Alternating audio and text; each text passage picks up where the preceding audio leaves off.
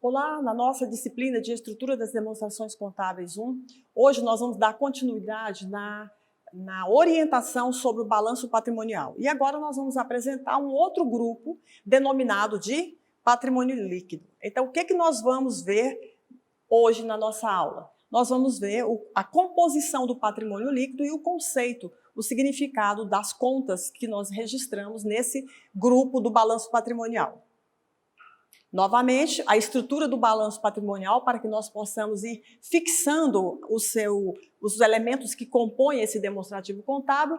E agora nós vamos apresentar essa outra divisão aqui, ó. Dentro do passivo, nós já vimos passivo circulante e não circulante, e agora nós vamos apresentar o patrimônio líquido e o significado dessas contas que compõem esse grupo do balanço patrimonial.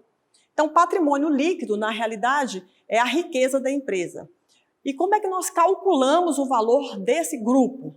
Nós vamos pegar todo o valor registrado no ativo, pega a coluna do ativo toda e soma, e vamos diminuir das dívidas que a empresa possui e que estão registradas no passivo circulante e no passivo não circulante. O resultado dessa subtração vai identificar qual é o total que vai constar no meu patrimônio líquido. E esse total vai representar, então, o quê? Vai representar o que está sobrando para a empresa. A riqueza que essa empresa gerou durante a sua existência. E o patrimônio líquido, ele também é conhecido como obrigação que não será exigida, porque se esse recurso é do proprietário, não existe uma data certa para devolver esse recurso para essa pessoa, esse titular. E por isso ele também é conhecido como capital próprio, porque ele é gerado pelo próprio proprietário ou pela própria empresa.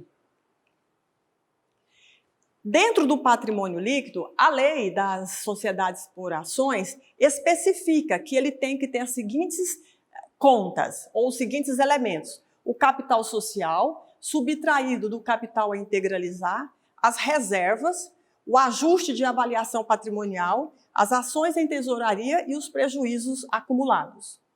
Então, nós temos o que é o capital social. É o recurso, ou são os recursos que os titulares do empreendimento aplicaram, investiram naquele negócio. Isso é o capital social. Se ele falou que vai colocar na empresa R$10.000 e no dia de abertura da empresa ele só integralizou, só deu para a empresa R$8.000, então ele ficará devendo R$2.000. Esses R$2.000 a gente atribui o nome de capital a integralizar. Então o capital integralizado seria os R$8.000, a integralizar os R$2.000. Somando os dois, nós teríamos o total global que o proprietário falou que iria fazer de investimento nesse negócio, que seria os R$10.000.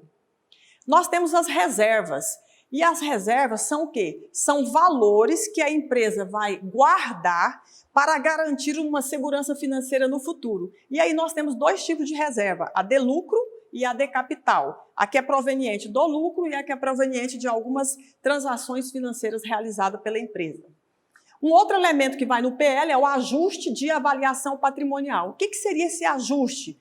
É quando nós devemos representar se aquele objeto nosso aumentou de valor ou se ele diminuiu do valor em decorrência do mercado, do valor atual dele no mercado. Então, eu vou fazer um ajuste nesses elementos, para mais ou para menos. Ações em tesouraria é quando a empresa é constituída na forma de sociedades por ações e ela vende suas ações na Bolsa de Valores.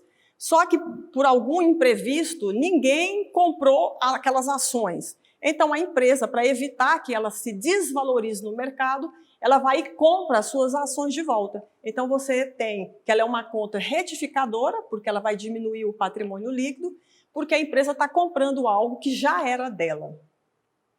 E, por último, nós temos aí os prejuízos acumulados, que são resultados negativos em consequência de uma gestão que não foi muito eficiente naquele período.